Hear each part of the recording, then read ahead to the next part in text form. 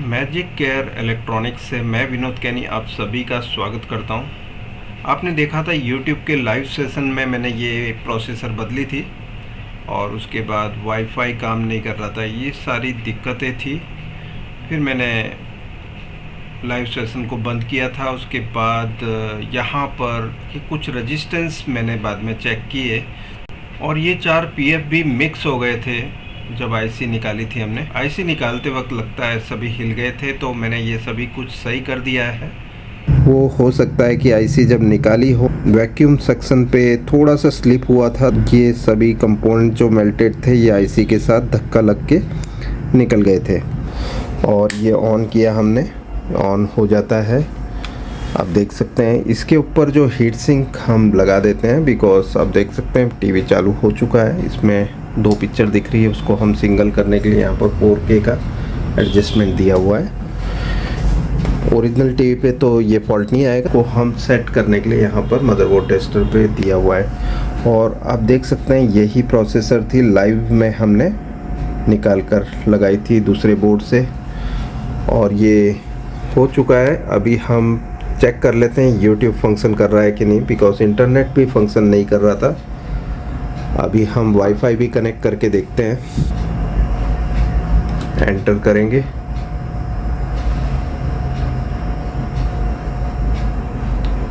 Internet पे जाते हैं तो यहाँ पे आप देख सकते हैं अभी नेटवर्क दिख रहा है। तो अभी हम हमारा एक नेटवर्क सिलेक्ट कर लेते हैं, फंक्शनिंग। ओके, अभी इसकी हीट सिंक हम लगा लेते हैं। आप चेक कर लीजिए, यही प्रोसेसर है जिसकी अभी हमने रिबॉलिंग की थी। ओके, नमस्कार दोस्तों, मैं विनोद कैनी मैजिक केयर इलेक्ट्रॉनिक्स चैनल की तरफ से आप सभी का स्वागत करता हूं। आज एक और वीडियो में लेके आया हूं सोनी की टीवी के बारे में। सोनी का मॉडल नंबर बहुत ही प्रसिद्ध मॉडल है। इसका मॉडल नंबर है KD-49X7500F। ये 4K टीवी है और इसमें फॉल्ट है। यहाँ पर आप देख सकते हैं ग्रीन एंड ऑरेंज लाइट में ये ब्लिंक कर रहा है, आप देख सकते हैं। 1 लाख सब्सक्राइबर्स हुए, 2 साल हो गए दोस्तों। अभी 10 लाख फटाफट कर दीजिए। मेरे को 10 लाख सब्सक्राइबर चाहिए ताकि ये जो सिल्वर प्ले है इसका कलर चेंज होकर गोल्ड प्ले हो जाए। आप देख सकते हैं ये जो टीवी है ऑरेंज और ग्रीन लाइट में ब्लिंक कर रहा है। इस तरह की प्रॉब्लम तब आती है जब इस टीवी के अंदर कोई सॉफ्टवेयर चेंजेस आ गए हों, मदरबोर्ड चेंज कर दिया हो, टिकॉन बोर्ड चेंज किया हो, दूसरे मॉडल का डाल दिया हो, लेकिन सोनी का हो तब इस तरह से ब्लिंक करता है। अगर जो सोनी का ना डाले और उसमें पैनल आईडी की कमी हो तो फाइट टाइम में जाता है। लेकिन यहाँ पैनल आईडी कनेक्टेड है, जैसे कि आप देख सकते हैं यहाँ पर पैनल आईडी है। मदरबोर्ड भी इसका ओरिजिनल है, आप देख सकते हैं ये ओरिजिनल बोर्ड है जिसकी रिपेयरिंग मैंने आपको सुबह में जब मैं लाइव सेशन में आया था तब मैंने प्रोसेसर बदल के ओरिजिनल टीवी के अंदर ही प्रोसेसर और eMMC आईसी में डेटा हमने इसी मॉडल का डाला था। इसका मतलब बोर्ड से रिलेटेड कोई दिक्कत है नहीं। इसमें जो भी प्रॉब्लम है ये टिकॉन से रिलेटेड है। हमने पिक्चर भी देख ली थी, लाइव में भी आपने देखा था, पिक्चर सही थी इसमें, लेकिन टिकॉन पर कनेक्ट करने के बाद इसमें पिक्चर एक भी बार नहीं बनी है। तो अभी हम किस तरह से इसको रिपेयर करना है वो दिखा देते हैं। पैनल आईडी को ढूंढने के लिए सबसे पहले आपको LVDS सिग्नल की जानकारी होनी चाहिए। LVDS इनपुट में आपको डेटा एंड क्लॉक पिन की जानकारी होनी चाहिए। मैं मीटर को कंटिन्यूटी में रख देता हूं ताकि मीटर ना दिखे तो भी आप बजर से चेक कर पाएँ कि ये जो कंटिन्यूटी है कहाँ पर जा रही है। मैं चेक करता हूँ कि इसमें पैनल आईडी कहाँ पर है। जैसे कि ये मेमोरी आईसी है, इसी पर पहले चेक कर लेते हैं। ये इसकी 5वीं पिन यहाँ पर है। 5वीं पिन SDA पिन होती है और यहाँ से केबल में से आपको काउंट करना है। 18 नंबर इसकी SDA पिन है। 14, 15, 16, 17, 18, ठीक है। आप देख सकते हैं पैनल आईडी के लिए यहाँ पर 34 ओम्स के रजिस्टर के थ्रू यहाँ पहुँच गया है और SCL इसकी 6 नंबर की पिन यहाँ पर 19 नंबर के साथ कनेक्टेड है। तो हमें पैनल आईडी मिल गई कहाँ पर है।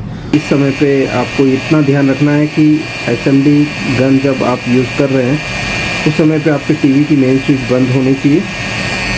यहाँ पर आप देख सकते हैं ये आईसी हमने अच्छे से निकाल दी है। यहाँ पर एरो दे रखा है, वो है हमारा जो डॉट मार्क है आईसी के ऊपर, उस आईसी के डॉट मार्क को इस तरह से हमें आईसी को रख देना है प्रोग्रामर सॉकेट पे। और प्रोग्रामर के लास्ट के 8, अगर जो RT809H प्रोग्रामर यूज़ कर रहे हैं आप, अगर जो F यूज़ कर रहे हैं तो भी लास्ट के 8 में आपको यूज़ करना है इसको। और फिर आपको बताता हूँ। सबसे पहले RT809H प्रोग्रामर का एप्लीकेशन ओपन करेंगे। स्मार्ट आइडेंटिफाई सिलेक्ट करना है हमको, 25 सीरीज़ और 24 सीरीज़ सिलेक्ट करके ओके करना है। 14 आईडी में से एक आईडी आपको सिलेक्ट करनी है, तो मैं 2432 यूज़ करके ओके करूँगा। आईसी सिलेक्ट हो गई है। अभी हम इसके डेटा को टेम्पररी एक फ़ोल्डर के अंदर रीड करके रख देते हैं। हमेशा कोई भी काम करना हो तो ऑलवेज़ एक चीज़ ध्यान रखिए कि सेव करके ज़रूर रखना है। तो यहाँ पर मैं सेव कर देता हूँ, ठीक है। और इसकी बफर रीडिंग देख लेते हैं और इसकी एक स्क्रीनशॉट ले लेते हैं। कोई भी चेंजेस हमें पता चल जाएगा अगर जो है तो। अभी इसे बंद कर देते हैं और ओके डेटा को राइट करने की कोशिश करते हैं। तो इसके लिए ओपन करेंगे। जो पैनल आईडी हमारे पास पड़ी है ये 2432 और ओपन करेंगे। ये हमने अभी सिलेक्ट कर दिया इसी। अब हम राइट करके देख लेते हैं। उससे पहले देख लेते हैं बफर में क्या एंट्री आ रही है। तो ये आप देख सकते हैं यहाँ पर ये एंट्री है। तो यहाँ पर आप देख सकते हैं डिफरेंस क्या बता रहा है। ये YM8S005HN लिखा हुआ है और हमारे पास जो रीडिंग है पहले की जो हमने सेव की थी वो है HNG 0101। ये मिसिंग है इसमें से।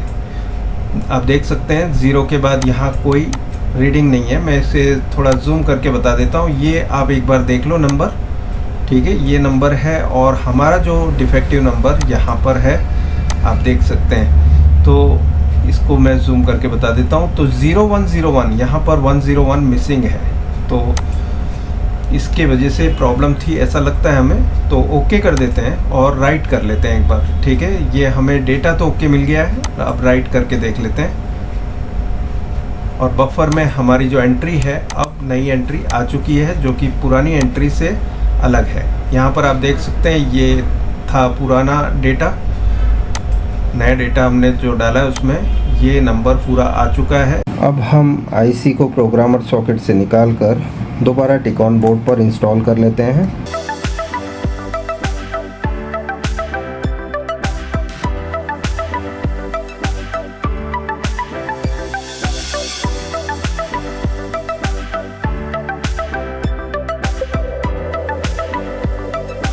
इतना ध्यान रखिए कि ये जितने इसके ऊपर हीट सिंक पैड्स होते हैं ये प्रॉपरली वापस लगा देना है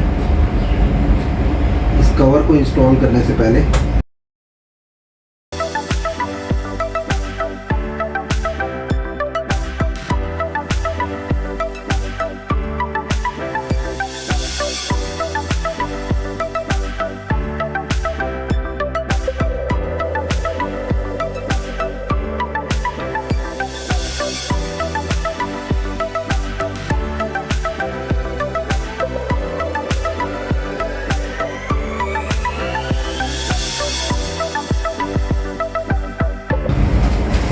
सोनी लिखा हुआ आगे जैसे कि आप देख सकते हैं यहाँ। सबसे पहले इंटरनेट की स्टेटस क्या है देख लेते हैं।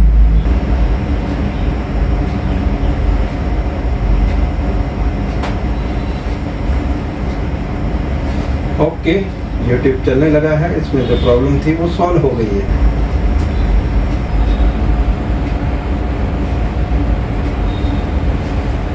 और आखिर हम पहुंच गए हैं दोस्तों और ये टीवी ठीक हो चुका है। इसमें जो प्रॉब्लम थी वो हमने सक्सेसफुली सॉल्व कर दी है।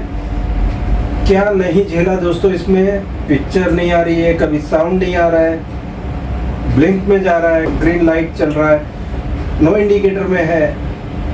प्रोसेसर निकाली 3 बार बदली, नहीं हुआ। फिर बाद में एक बोर्ड मंगाया, उसमें से प्रोसेसर निकाली, हो गया, लेकिन उसमें इंटरनेट कनेक्ट नहीं कर रहा है। इतनी सारी बीमारियों के बाद फिर अब ये टीवी ठीक हो चुका है।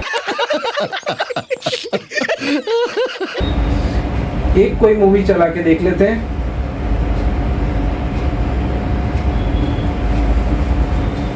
મમ્મા આવાજ બી આ ચૂકી હે દોસ્તો. કેવિટી છે શું? હું સ્કૂલે કેવી રીતે જઈશ? આજે ફરી સ્કૂલ છો ઓકે મમ્મી. તું તો એક્ટિવ સ્કૂલમાં જા રમેશ દરેક મમ્મીને ખબર છે કે નવો કોલગેટ સ્ટ્રોંગ ટીથ આપે છે પૂરા 24 કલાક કેવિટીઝથી સુરક્ષા. 24 કલાક તો કેવિટીનો કોઈ ચાન્સ જ નથી. નવું કોલગેટ સ્ટ્રોંગ ટીથ. સોરી પણ આ એસ્કેપ નહીં થઈ શકે